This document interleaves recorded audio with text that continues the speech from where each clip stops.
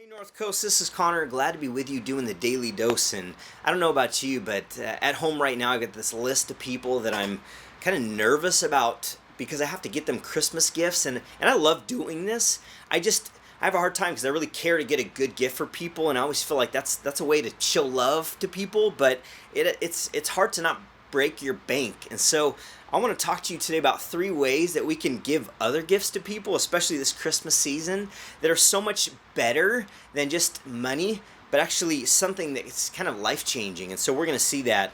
And it starts in Luke 19.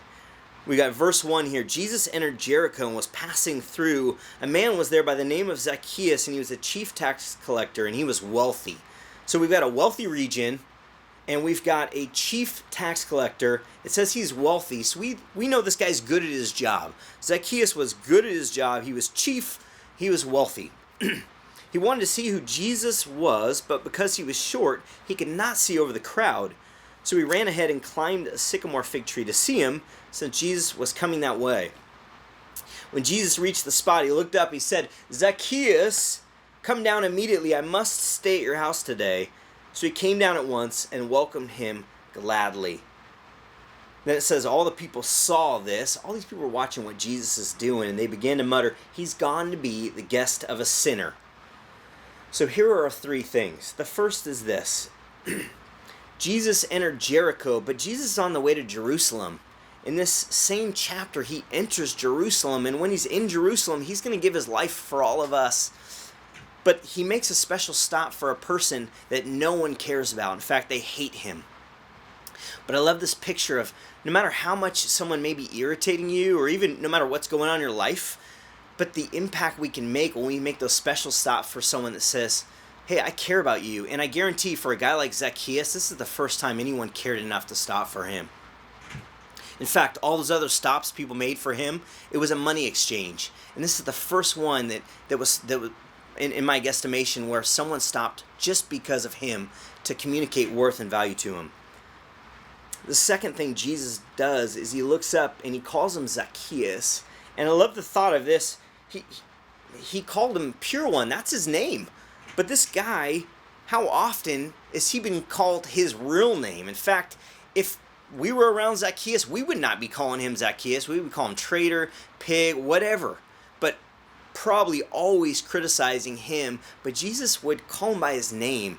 And I think this is a powerful example for us, that when you meet someone, especially someone you're trying to maybe witness to, and the next time you see him, you say their name, it says, "You're so important to me that I want to remember who you are." It's how Jesus feels about us, but how we can also impact other people. Is just saying, "Dude, you're important. I remembered who you are." And I guarantee if you do that, people take notice.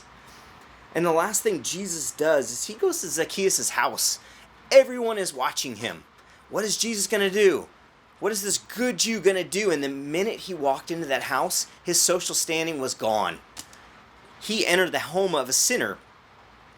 And yet we look at this, and Jesus was willing to meet Zacchaeus on his terms, on his level. He didn't make Zacchaeus come to him, but Jesus went to Zacchaeus. And I think it's powerful. And we could enter someone's space, their life, and say, "You're so valuable. I'm going to come to you no matter where you are. Even if your house to everyone else looks awful, but I'm willing to come to you because I care about you." And then we just learn kind of the end of the story. Zacchaeus says, "Look, Lord, here and now I give half my possessions to the poor, and if I've cheated anyone out of anything, I'll pay back 4 times the amount." Jesus said to him, "Today salvation's come to this house, because this man too is a son of Abraham.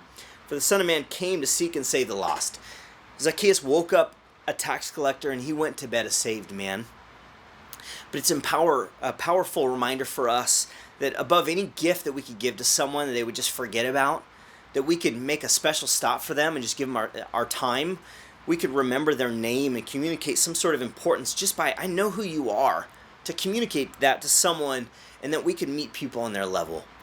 And my hope and prayer for you, even today, is that you don't just stop with this dose, but you do something about it. So, what are you waiting for? Get to work. See you guys.